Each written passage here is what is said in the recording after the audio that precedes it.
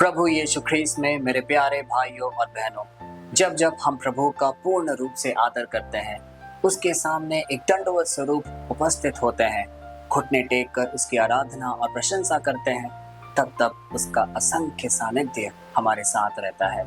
वो हमें मार्ग दिखाता है, वो हमारे बीमारियों से हमें चंगाई देता है, वो हमें हमेशा आगे बढ़ने के लिए प्रेरित करता है। यह है प्रभु ईश्वर का एहसास हम सबके जीवन में। आज का वचन जो हम अध्ययन करने जा रहे हैं वो हमें इस बात की ओर दर्शाता है कि दुखमय समय में या हमारे पराजय वाले माहौल में या जब इस दुनिया में निराशा छाई हुई होती है, तब हम भी बिखर से जाते हैं। हमारे जीवन में सब कुछ अस्त व्यस्त सा हो जाता है और तब हम अपने आप को ईश्वर से दूर पाते हैं। हम प्रार्थना में माहौल से अलग हो जाते हैं। हम चर्च जाना छोड़ देते हैं। हमारे नियमित प्रार्थना जो हम घरों में करते हैं वो छूट जाती है और इस प्रकार हम ईश्वर के प्यार से वंचित हो जाते हैं। आज का वचन हमें यह सिखाता है, चाहे जीवन का कोई भी दौर हमारे साथ चले, चाहे कोई भी दुख, परेशानी, कठिनाई, पीड़ा में समय हमारे जीवन में आए, लेकिन ईश्वर को हमारे जीवन में हमें संजोए रखना है, उसे हमें कभी नहीं छोड़ना है। क्योंकि यदि ईश्वर हमारे साथ रहेगा तो हर पल, हर क्षण सुखमय होगा। चाहे कितनी भी दिक्कतें आए, कितनी भी पीड़ा में समय आए, वो हमें मार्ग दिखाएगा जिससे हमारा जीवन संपन्न हो और प्रफुल्लित हो। यह है पिता परमेश्वर का विश्वास हम सबके जीवन में। आइए इस वचन का हम अध्ययन करें। यह वचन लिया गया है राजाओं की पुस्तक से, 1 राजाओं की पुस्तक से, अध्याय 17 पद संख्या 15 से 17। यह हमें यह दर्शाता है कि किस प्रकार एक विधवा महिला और उसका एक बच्चा भूख के मारे मरने के कगार पे था। उनके पास कुछ भी खाने को नहीं था, लेकिन नबी एलिया उनके जीवन में प्रवेश करते हैं और प्रभु का वचन नबी एलिया के थ्रू उनको वो हर चीज प्रदान करता है जो उनके पास अभी तक नहीं था और उनका जीवन परिवर्तित हो जाता है। तो आइए इस वचन का अध्ययन करें। 1 राजा की पुस्तक अध्याय 17 पद संख्या 15 से 17 हमें यह दिखाता है, तब वह स्त्री एलिया के कहने के अनुसार चली गई और वैसा ही किया, और वह एलिया और उसका घराना बहुत दिनों तक भोजन करते रहा। ना तो आटे का घड़ा खाली हुआ और ना तेल की कुप्पी घटी, जैसा कि यहोवा ने एलिया के द्वारा कहा था। प्यारे भाई और बहनों, ये एक शक्तिशाली वाक्य है जो हमने जस्ट अभी पढ़ा है, क्योंकि यह हमें यह दिखाता है कि वो महिला और उसका जो बच्चा था वो मरने के कगार पे था। उनके खाने के पास उनके पास कुछ भी नहीं था, सिर्फ थोड़ा सा आटा और थोड़ा सा तेल बाकी था। लेकिन जब वो यह स्थिति नबी एलिया को बताते हैं तो नबी एलिया क्या उत्तर देते हैं? वो कहते हैं, पहले मेरे लिए खाना लाओ, पहले मुझे कुछ खाने को दो। यदि कोई आम इंसान इस बात को अगर देखेगा तो आश्चर्यचकित हो जाएगा कि यहाँ पे एक महिला है जो मरने के कगार पे है, उसका एक बच्चा है और वो है जिसके पास खाने को कुछ भी नहीं है। और जब वो नबी एलिया के पास जा रहे हैं तो नबी एलिया क्या पूछ रहे हैं कि मुझे कुछ खाने के लिए दो। लेकिन हम ये भूल जा रहे हैं कि ये नबी एलिया नहीं, परंतु पिता परमेश्वर का वाक्य, उनके शब्द नबी एलिया के द्वारा उस औरत के पास गया है। क्योंकि जब पिता परमेश्वर यह कहते हैं कि मुझे खाने को दो पहले, तो वो उस महिला के विश्वास को, उसकी दृढ़ता को आकलन कर रहे थे। वो देख रहे थे कि किस प्रकार वो एक सत्य प्रतिज्ञ महिला है, क्या वो उनके वचनों का आदर करती है कि नहीं।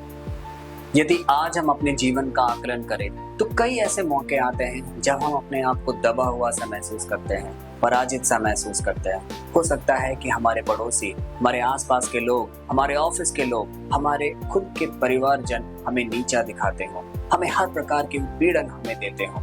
और इन सब क्षणों में हम कभी कभी ये सोचते हैं कि पिता परमेश्वर, क्या तू ये सब देख भी रहा है? क्या तू हमारी प्रार्थनाएं सुन भी रहा है? लेकिन आज का वचन एक बहुत ही सुंदर रूप से हमें यह बात सिखाता है कि हमें फिर भी प्रार्थना में, उसके विश्वास में अडिग रहना है। क्योंकि जिस प्रकार वो महिला इतने दिनों से वो भूखी थी, वो मरने के कगार पे थी, लेकिन फिर भी जब एक नबी उनसे खाने की बात करते हैं, खाने की मांग करते हैं, तो वो एक पल भी बिना रुके वो कहती है कि मैं आपको खिलाऊंगी, और वो वापस आती है। यह है उसका विश्वास और उसका आदर एक नबी के प्रति। तो प्यारे भाई और बहनों, हम और आप जो एक नियमित रूप से हर दिन बिना रुके इस प्रार्थना सभा में प्रभु के वचनों का अध्ययन कर रहे हैं, तो क्या ईश्वर हमें संपूर्णता तक नहीं पहुंचाएगा? क्या वो हमारे सारे बीमारियों को चंगाई नहीं प्रदान करेगा? क्या वो हमारी प्रार्थनाओं को नहीं सुनेगा?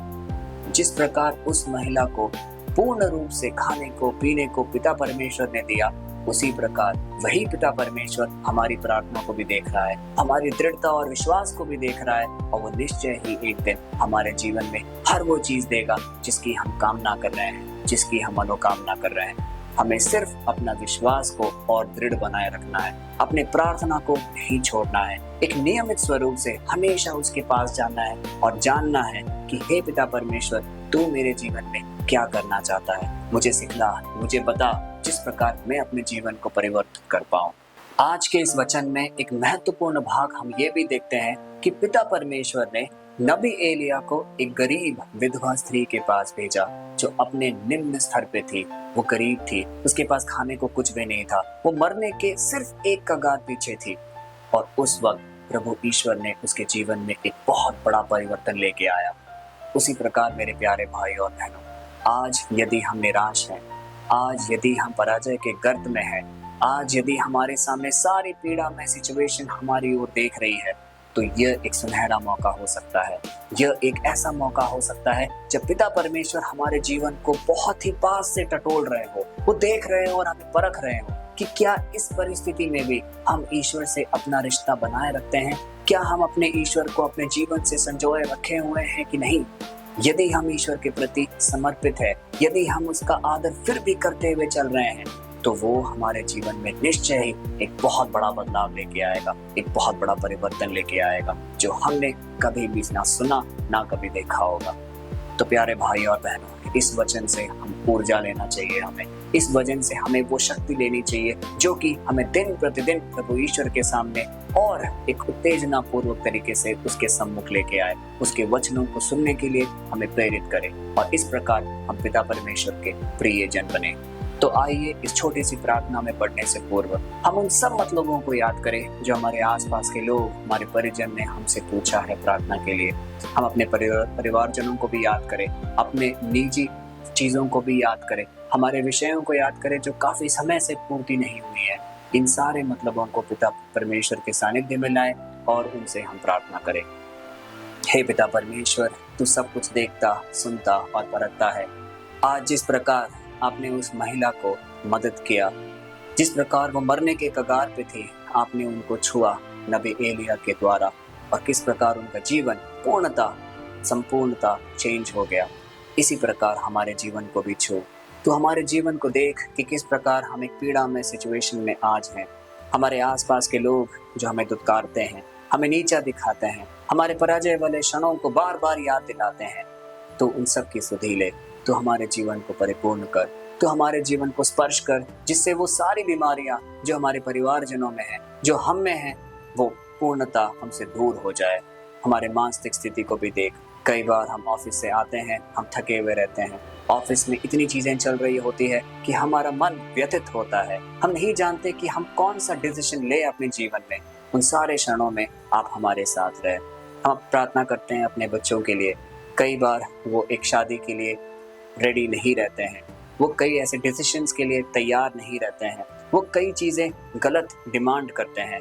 उन सारी अवस्थाओं को भी आप उनकी सुधि ले और आपके शरणों में उन्हें ले, उनकी सारी मनोरथ पूरे कर, जो भी चीज़ न्यायपूर्ण है उनको वो प्रदान कर। प्यारे पिता परमेश्वर, इस प्रार्थना सभा में उपस्थित हर उस व्यक्ति के लिए हम प्रार्थना करते हैं, हम सबके जीवन को स्पर्श कर, जिससे कि हमारी सारी मनोकामनाएं, सारी इच्छाएं आपके नाम के द्वारा पूर्ति हो जाए। यह प्रार्थना हम करते हैं पिता परमेश्वर के नाम पर, आमीन। प्यारे भाइयों और बहनों, ईश्वर हमें कभी अकेला नहीं छोड़ता। चाहे हम जीवन के किसी भी क्षण में हो, किसी भी पल में हो, चाहे वो कितनी ही पीड़ामय समय हो, लेकिन ईश्वर हमेशा हमारा एक सुधि लेता है। वो देखता है कि हम किस दौर से गुजर रहे हैं और निश्चय ही एक सही समय पर वो दखल देता है और हमारा जीवन परिवर्तित हो जाता है। इसका एक सुंदर उदाहरण है आज के वाक्य में जो हमने पढ़ा।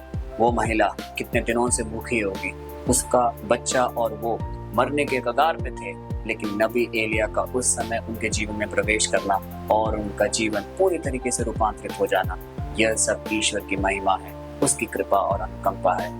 इसीलिए हमें उसके प्रति अपने आदर को कभी नहीं छोड़ना चाहिए, हमेशा उसके प्रति अपनी श्रद्धा को दिन प्रतिदिन बढ़ाए रखना है। और एक बात तो रोज करना है, वो है इस प्रार्थना सभा में उपस्थित होकर उसके वचनों का अध्ययन करना, क्योंकि इस प्रकार हम उससे हमेशा जुड़े रहते हैं और हम ये जानने का प्रयत्न करते हैं कि पिता परमेश्वर हमारे जीवन के द्वारा क्या करना और बताना चाहता है। तो आइए इस वचन को ज्यादा से ज्यादा लोगों तक हम बांटें और शेयर करें, क्योंकि जो व्यक्ति इस वीडियो को देखता है और उसका जीवन भी रूपांतरित होता है, उसका जीवन भी बदलता है, तो हम एक प्रेरिताई कार्य के एक भाग बनते हैं, एक हिस्सा बनते हैं। तो आइए पिता परमेश्वर के और करीब हम अपने आप को महसूस करें। कल फिर मिलते हैं, तब तक के लिए पिता परमेश्वर की कृपा, अनुकंपा और क्षमा में आप सबको समर्पित करते हैं। प्रभु यीशु के नाम पर, आमीन।